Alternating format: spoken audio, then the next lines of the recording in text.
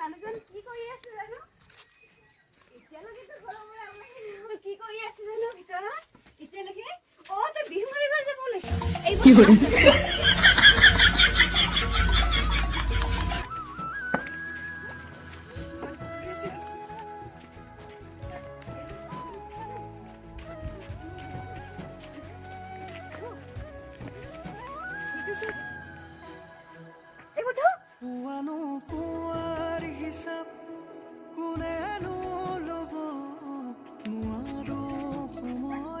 জীবন অভিনয় জীবন মায়াৰে ভৰা বুঝি অভিনয় জীবন মায়াৰে ভৰা